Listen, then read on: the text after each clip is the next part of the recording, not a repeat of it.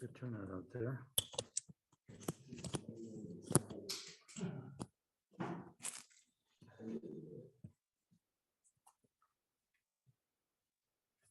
Okay. Is it time? Yes. Yes, it is.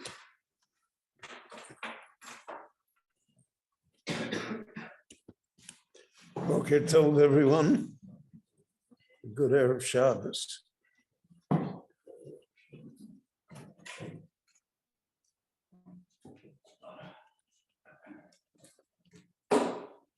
Torah speaks always about current events. So in this week's Parsha, the Torah talks about flags. And this Sunday, there will be a procession of flags. So Torah undoubtedly had that in mind as well. So we read in the Parsha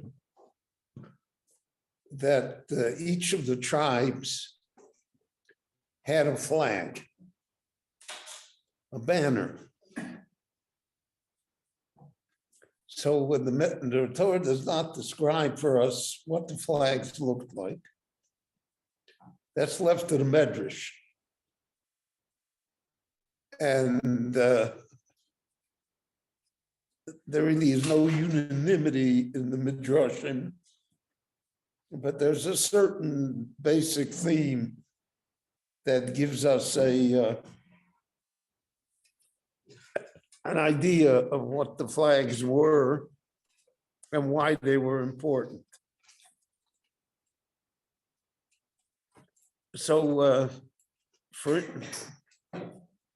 the concept of a flag itself is one of the remarkable emotional and psychological phenomena regarding human beings. Why should we care about a piece of cloth? But throughout human history, the flag has come to represent more than a piece of cloth. And the United States has a national anthem about a flag. And for until our time, until mechanized and industrial warfare on a great scale occurred, you basically won the battle if you captured the other side's flag. And there were flag bearers who usually got killed. But it was such an honor to carry the flag that they always had people willing to do it. So the Torah recognizes that psychological insight. And the Torah says that each of the tribes needs a flag. So the flag was the rallying point for the tribe. The flag was meant to symbolize what the tribe was. What is its mission? Why is it a separate tribe? What are its talents? And also the flag indicates the uniqueness of each and every tribe. So we don't find that there was one flag for all of Klal Yisrael. We find that there were 12 flags for the 12 tribes. The tribe of Levi did not have a flag. We'll discuss in a minute why Levi is omitted. But according to the Medrash, the flags did a few things. One thing they did was to communicate history, the story of the tribe. So for instance, on the flag of Reuven were flowers because of the story of Yaakov and Leah, Dudoim Basode, that she found flowers. So that's odd. Why should that be? Why should they be proud of that?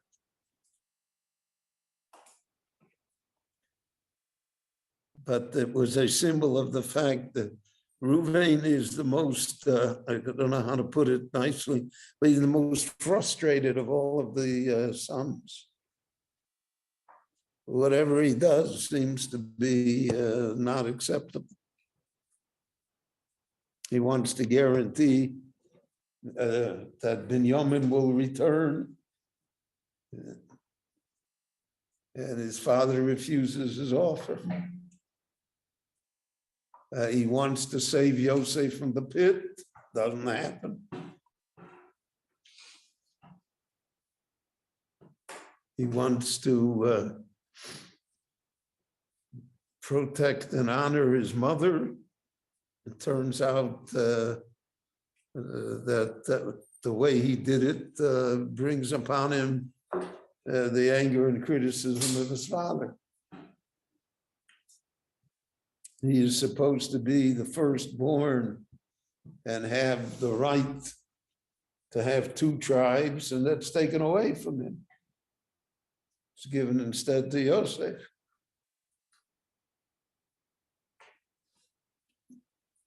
So there's an undertone to him that reverberates throughout the entire Chumash.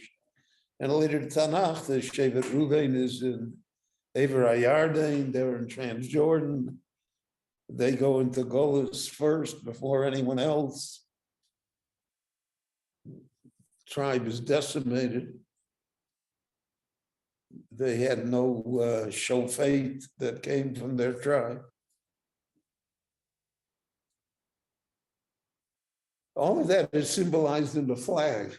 The flag is a flag of frustration, of good intent, but somehow it didn't work out. And it's a reminder.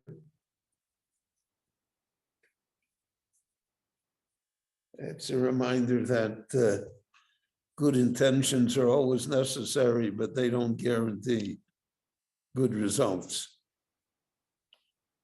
which is one of the bitter lessons of life. What color was the flag of Reuven? So according to many midrashim, the colors of the flags, the background color on the flags, were the same color of the stone that was on the breastplate of the Choshen, of the stone that represented their tribe.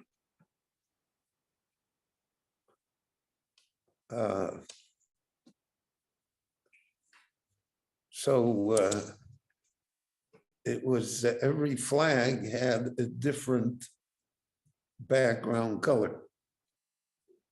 And on that background color was painted or sewn, or I don't know how, a symbol.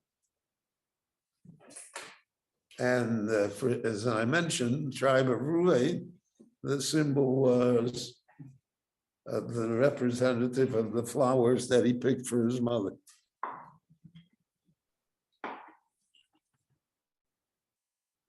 There are Meforshim who say an interesting thing, that since the Torah allowed, so to speak, Reuven to have that on his flag, the Torah in effect is justifying his behavior, is rehabilitating him from the negative criticism that his father leveled against him. And we find that in the Torah. Yaakov Avinu is very harsh with Reuven.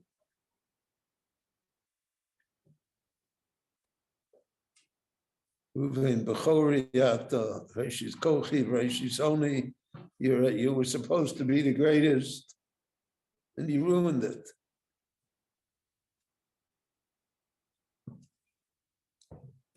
And I can't deal with that. So there's not a word of comfort in what Yaakov Avinu says to Reuven. However, Moshe Rabbeinu, before he passes from the earth, and he blesses the Jewish people in Vizos Bracha. Now, the tribe of Reuven had always caused trouble to Moshe. Datan v'Aviram b'nei Reuven. Every step of the way, the tribe of Reuven were the complainers. I mentioned there's a frustration to them. And yet Moshe says, D'chi Reuven v'al yomos v'imetav mispar. Great Reuven, terrific. I always mention here, there's a great insight from the name of Rabbi Tzolek HaKohen of Lublin, the great Hasidic Rebbe. Really one of the seminal thinkers of the 20th century. We have over 70 books of his. And I'm told there's another 70 in manuscript yet. Genius of unequal proportions. So he says, look at Yaakov Avinu.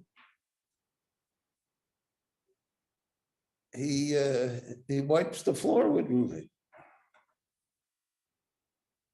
He says, yeah, no good. And Moshe Rabbeinu, who suffered so much from Shevet Reuven,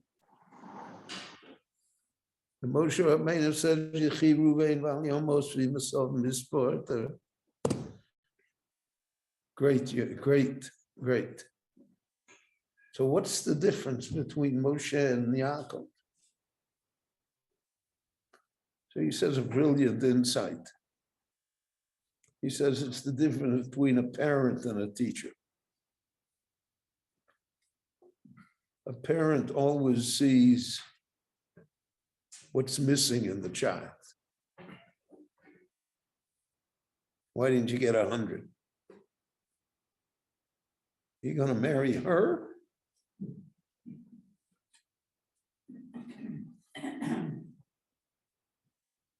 You don't want to go into the business? You want to go to this yeshiva? Parents are disappointed. It's a losing proposition. You never win. You have to accept it, but you never win. Because parents have invested too much. They want to live their own life over again with the child, through the child.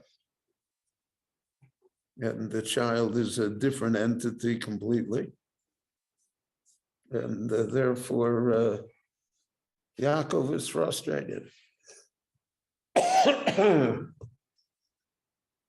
Reuven is not what he wanted him to be. Moshe is a teacher. The teacher sees what was accomplished with a child. The child came in and he was a 75 student, and now he's an 85. Wow. So the parent, 85 is not good enough. To the teacher, that's my accomplishment. I got him up to be an 85. It's a different perspective. Therefore, Moshe can say, Yechi Reuven v'al yomos v'masov mispar. Gewaldig, Reuven, terrific, proud of you. And therefore Moshe rehabilitates Reuven from the criticism of his father.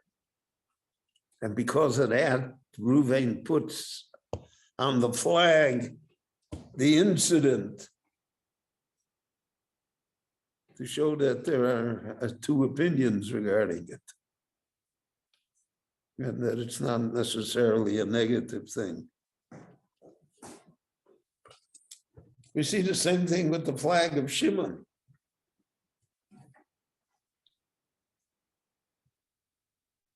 What was on the flag of Shimon, the Medrash says? It was a picture of the city of Shechem, of a walled city, fortress. Now, what's the story with Shechem? Shechem is a very difficult place for the Jewish people throughout history. Chazal called it Mokom Mucham Leperonius. There are places that are flashpoints. There are places that unfortunate things occur there. No one is ever going to build a spa in Auschwitz. That's just the way it is.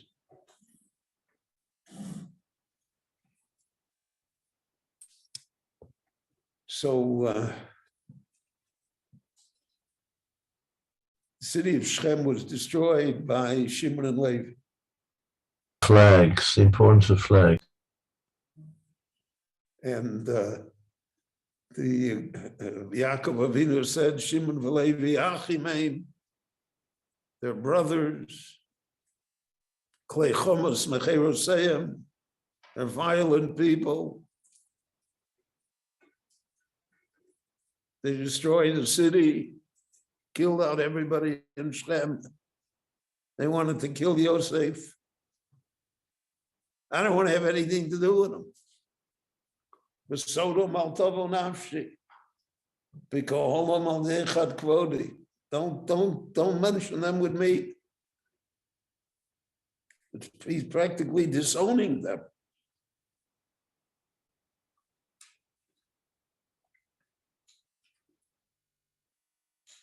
And he says the only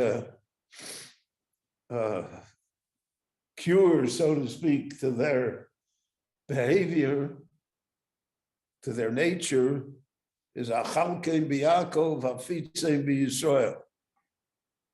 If to scatter them, they can't be united, they can't be a critical mass, they have to spread them all over. In other words, they have to be individuals, not a tribe.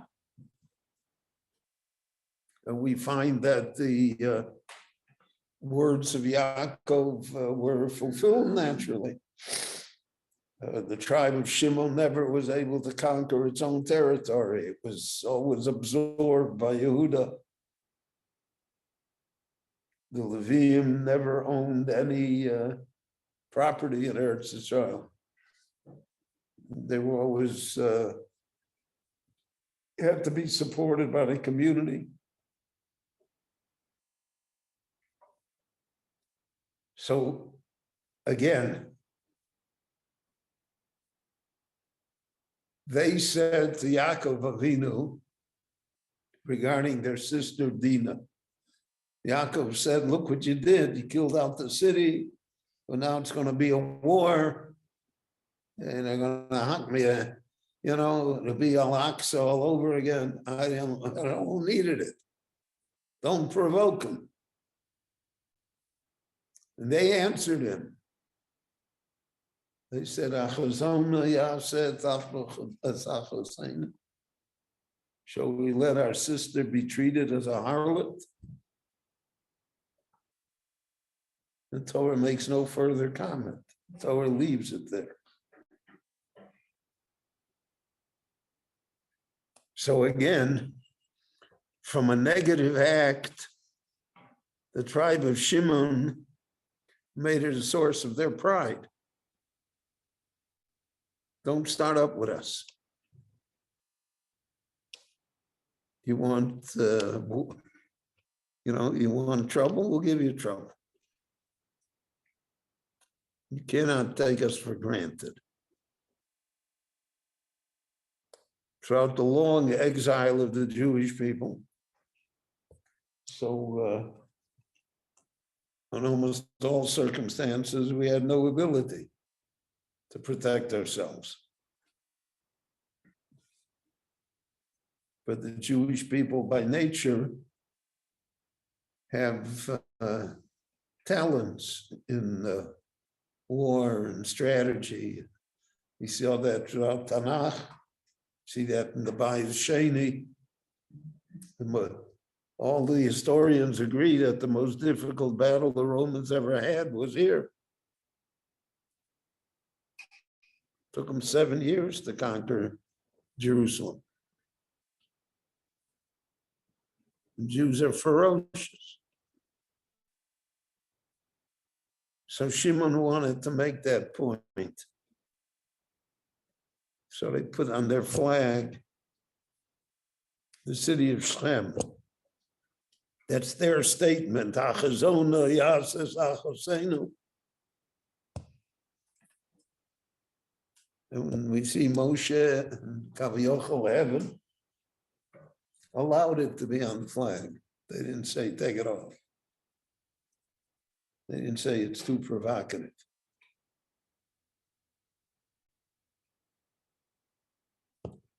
There are other, Yehuda is the main tribe. So on its flag is a lion. Gur Aryeh Yehuda. He's the king of the animal world. I remember when I was, I've been, thank God, a number of times on safari in South Africa and in Tanzania, and Kenya with the animals. It's very good for rabbis. So at night is when the predators usually do their work. They don't kill for no reason. They only kill when they're hungry. Like a lion will kill once in a week. They hunt once a week. But when the lion has killed the antelope, it roars. So in the middle of the night, lying in the hut, and then you hear this tremendous roar. Now, the night in the national park is very noisy because you got all sorts of chirping and insects and it's noisy. But when the lion roars, for an instant, everyone is quiet. There's 5 seconds of silence. None of the other creatures make noise. I thought about bringing a lion back to me in shul.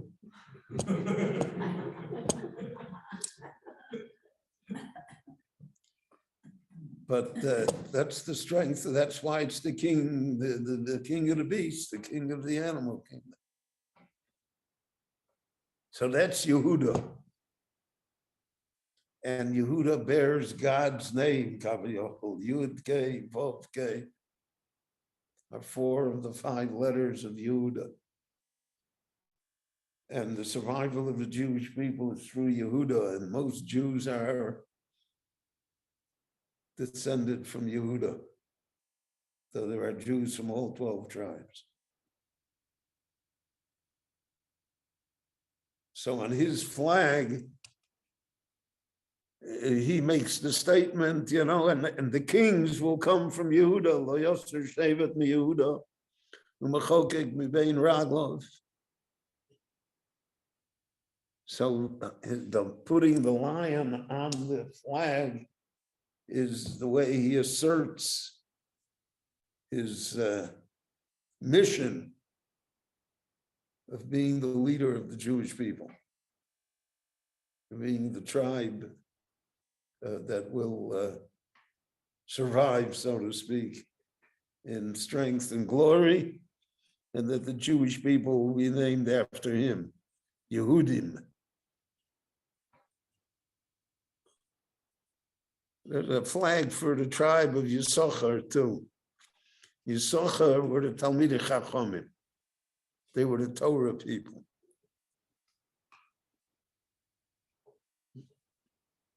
And they were supported by their brother Zvulun. They had a partnership arrangement that Zvulun would support Yisachar, and Yisachar agreed to share the reward for the study of Torah with Zvulun, even though Zvulun never opened the book. Great concept. That we say that in davening, V'sein chelkeinu b'sorah sechel. Everybody has a chelik, everybody has a share in Torah. So some people's share is the hours they spend studying, or that he's able to be in a yeshiva or a kollel or to write svarim, whatever. You know, that's his profession. Others have the chelik in supporting it, in enabling it for it to exist. So that person also is entitled. It's like you buy shares in a company and the company does very well, you're entitled to your dividends. You're entitled to the growth of your investment. And therefore, Yisachar and Zvulun are a pair. Now, on the flag of Yisachar was the sun and the moon and stars, because Yodei Itim Labina, they were the ones that were in charge of the calendar, the Talmidei Chachamim, the Sanhedrin. They were the ones that were the astronomers. They were the ones that, so to speak, in all of the realm of knowledge, they were the tribe. And therefore they proclaimed that on their flag. Zvulun proclaimed on its flag ships, because they were the merchants. They were the high tech. They exported, imported, sailed around the Mediterranean.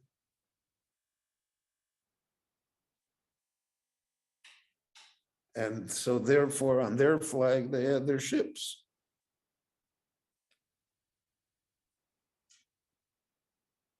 And that again symbolized their mission. One of the great mistakes that happen to people in life is when they try to accomplish someone else's mission and they ignore their own.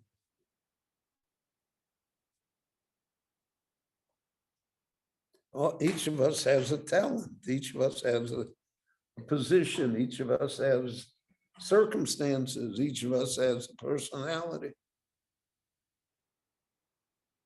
Kotzker used to say in his famous aphorisms, he said, if I am I and you are you, then you are you and I am I. But if I am you and you are I am not I and you are not you. And that says it all.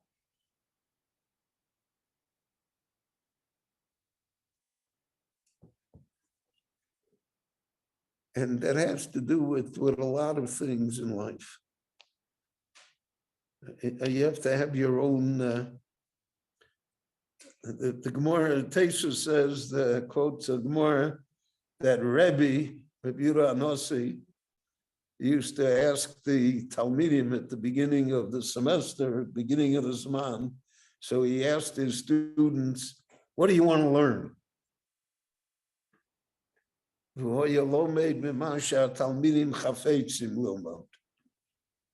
And he taught them what they wanted to know. So maybe they didn't want Bava Metzia. They wanted to learn something else.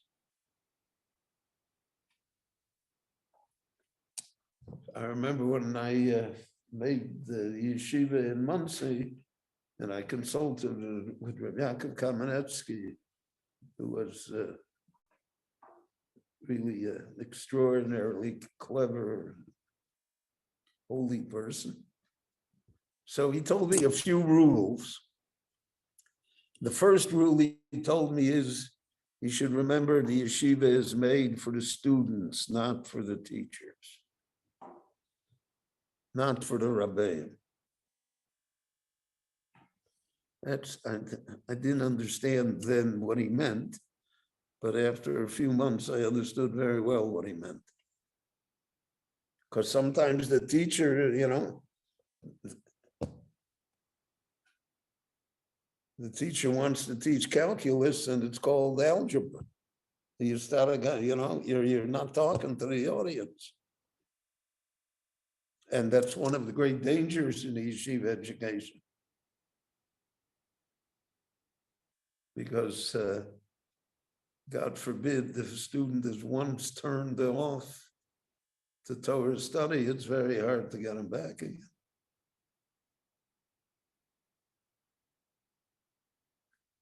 So, Yisachar, the great people of Torah, that's their job. Zvulun, this is your job. And that's true in all facets of life, in government and in manufacturing, in finance. Everybody has a role to play. If you play the other person's role, you're going to run into trouble.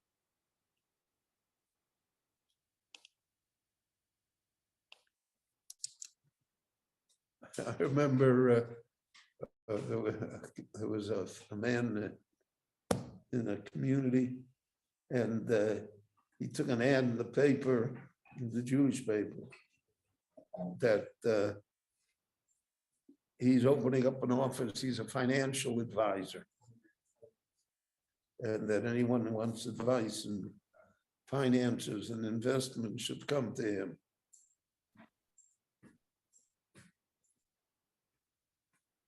So someone asked him what were his credentials. In other words, did he go to the Wharton School of Finance and get an MBA from Harvard? So he said, no, he was a weatherman. He was a meteorologist. Being a meteorologist doesn't necessarily guarantee that you're going to be a financial advisor. But people would rather be a financial advisor than a meteorologist. And so therefore, there are a lot of unfulfilled people because they are doing what they don't want to do and what they're not cut out to do and not what they're supposed to do. So the symbol of the flags was to remind every tribe, this is your job. This is who you are. This is what you have to work at. And therefore, the flags are very important because of the fact that's involved in what is on the flag. The last point I want to make is that there's a medrash that says there were psukim on the flags too. Mi kamocha, Shema Yisrael. There were psukim on the flags too. And we have a zeicher to the flags always. In today's world, you don't see it, but in the Middle Ages, Jewish synagogues had flags on the bima. Not just flags of the governments that they lived in, but Jewish flags. And Simchas Torah always was with flags for the children. And because of the fact that that symbolism speaks to the emotions and to the minds of people. And therefore we find in this parsha, the Torah spends a great deal of time to describe the flags in each of the tribes, because in it we have an insight into the tribe itself. So Shabbat Shalom, everyone. Thank you for coming. And next week we'll still be on in Mirz Hashem, God willing. Have a very good Shabbos. Thank you, Rabbi. Good Shabbos.